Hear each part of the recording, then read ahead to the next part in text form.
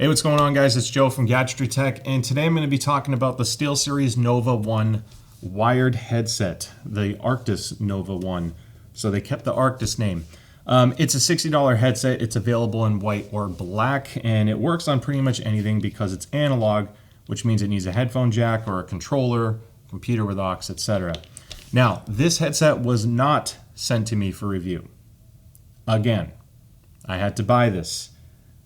So the show must go on. Hopefully SteelSeries works with me one day down the road. I would love that, but I want to cover things like this because I really do even though I have some pretty high-end audio gear, I really do enjoy covering the sub $100 stuff a lot because that's what most people buy. That's what most people can afford. So I always want to find what the best options are in the market. So I purchased this. Now, $59.99, available in white or black. You can get it at a lot of different stores. I'll have a link to Amazon. It's a generic affiliate link.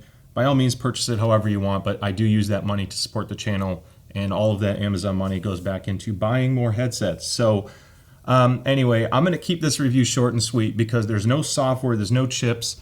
I just want to educate you, I guess, on what makes this headset good and where it could be better. So I'll start with the build quality. Honestly, I wish the SteelSeries Nova 7 was built more like this because a lot of people are apprehensive about the Nova 7 and up, Nova Pro, Arctis, 7, 9, etc. That single yoke mount because it's historically been known to fail sometimes. Now I'd assume, because SteelSeries obviously doesn't want to deal with the replacements and pissed off customers, that they've been making some kind of tweaks inside. I've taken it apart and I've seen some slight material changes, but I don't know if that was out of necessity or because they're generally trying to improve it. I like the Nova 1 because this has the split fork yoke, which is going to be much more reliable, but you still get the ski goggle. Unlike the older Arctis 1, which had a more traditional headband, this kind of takes the comfort from the more expensive Nova lineup and puts it on a fairly inexpensive headset, to be honest. Still pretty much all plastic construction. You can adjust this, and raising it to the lower position will actually increase your clamp force. Unlike the Nova 7, I found that the default setting actually has a stronger clamp force, noticeably stronger. So it's not as strong as like the SteelSeries or the Turtle Beach 600s, the Stealth 600s or 700s, but it's stronger than the Nova 7s. You still get full swivel, but they're not so it kind of puts pressure on your neck. It's not as bad. If you're smaller or this is for a child, I don't think it's going to be too bad. But I do like that it lays flat. Build quality, though, honestly, it feels pretty solid. There's no, you can't really twist this one much, but there's no weird creaks or anything like that. Comfort-wise, this is killer. So I'm going to be straight up, and there are headsets where my son actually helps me with some feedback. I always like to have other people try these products too. And then obviously I've had a lot of headsets because I review a lot, and my son's tried a ton of them. And out of the many he's tried recently, this was actually one of the first ones he asked if he could switch from his old headset. Now, admittedly, he's always just used the old Arctis 1. With all the headsets I have, he liked it because the Arctis 1 wireless worked on PlayStation, PC, and Xbox wirelessly. It was like one of the first SteelSeries ones that worked on everything before the Arctis 7X came out. So he's been happy with that one. But he asked if he could switch because this was so comfortable. So I think that says a lot because he's never asked me to switch before. He's always been happy with what he had. And it is extremely comfortable. These Airweave pads are phenomenal. They have pretty much just the right size and depth. Honestly, for under $100 and the fact that this is $60, I really can't complain. I think this is one of the best built headsets when it comes to comfort. So I think as a selling point, that's the strongest thing the Nova has going for it. So I like the comfort, and I'm going to just move on because the show must continue. As far as the layout goes, it's super simple. You have a push-to-mute button on the left side. You have a volume up-down rocker. Now, what's really cool on a $60 headphone, yeah, it's not detachable, but the microphone still tucks in, just like the Nova 7s do and the Nova Pros. So they really kept more of the design aesthetic from the higher-end Novas. They even use the same drivers as the Nova 5 and 7. There's just no chips or DSP or anything altering the sound. It's purely analog. So with that being said, let's get into sound quality right off the bat. I do like that this is detachable, by the way. And on that note, they give you a breakout cable. So if you are using this on a desktop, you can have the extend this cable and then get your dual headphone and mic. So sound quality, look, I'm going to keep this fairly short. I wouldn't buy these for music listening as my primary use under $100. If you are geared more towards music, I think the HyperX Clouds do a better job at $70. That would be more of a worthwhile upgrade. When it comes to gaming, though, I thought they were great. They have, I should preface that. So they were great for gaming because gaming really doesn't require like a perfectly analytical headphone. The goal to me on a gaming headset is more on the features and comfort, and as long as the image is well so you can pinpoint footsteps or enjoy the game you're listening to, really that's what's important at the end of the day. So I think they do a pretty good job at the $60 price range for gaming. They have a little bit bloated bass, so the downside to this one is the tune is not great, and because it's analog, you can't just fix that on console. You're kind of stuck with it. I guess you could tweak with Dolby Atmos on Xbox, but on the PlayStation side, you're basically stuck with it. A lot of people are going to like this sound profile because the bass is boosted. It actually digs fairly deep. It goes closer to 20 hertz, more than I expected to, and I think that's aided by the really strong clamp force. But the bass carries all the way up in about 400 hertz. So engines on a racing game are going to hum more.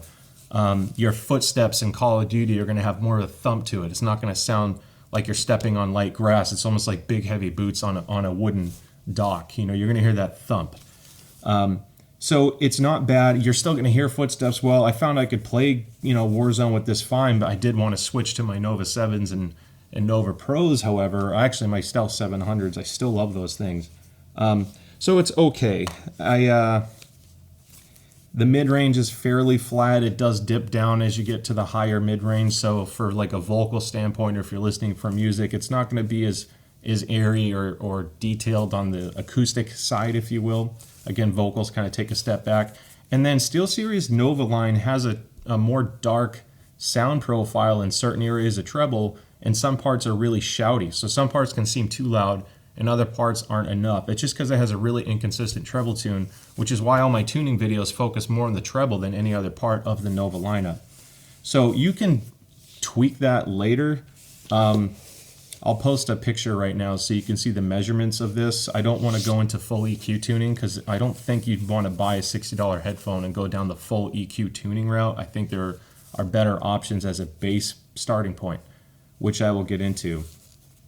But honestly, at the end of the day, I was most impressed by the comfort. I don't think you're getting a bad headset at this price point. It's just a matter of where you prioritize your $60. All right, now I'm talking to you on the Nova 1 wired headset. I think the mic's actually great at $60. It's noticeably better than the Astro A10 Gen 2, so if you're concerned about mic quality, it's better than that. It's also better than the HyperX Cloud, so if you're concerned with the overall package, again, this is giving you comfort. It's giving you a pretty awesome mic, frankly, for $60. And the sound quality is decent. It's not my cup of tea, but I think I think a lot of people will enjoy this type of sound and everything you get at the $60. So this is what the mic sounds like. All right, so in record time, I am nearing the end of this review, but I do want to talk about competitors because, again, my goal was to help you find what the best headset for the money is at this price range. So I have the Turtle Beach Stealth 200s, or Recon 200 Gen 2s. Wow, I butchered that. It's the Recon 200 Gen 2. This is the Astro A10 Gen 2. If I can get the long mic cord with me, I'm going to bring that. This is also a detachable cord, which I like.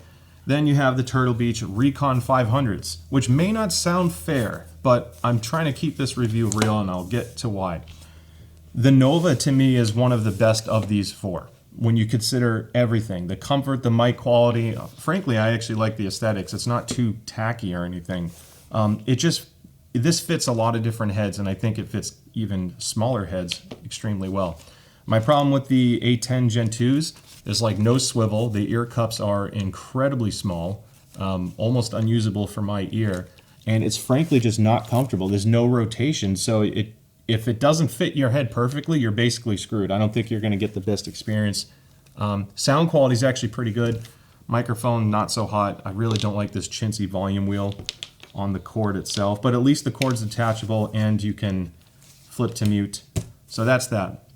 Recon 200 Gen 2. The reason why you would get this over the Nova is if you want it loud. The Novas are actually 36 ohm headphones. They're light too, 236 grams.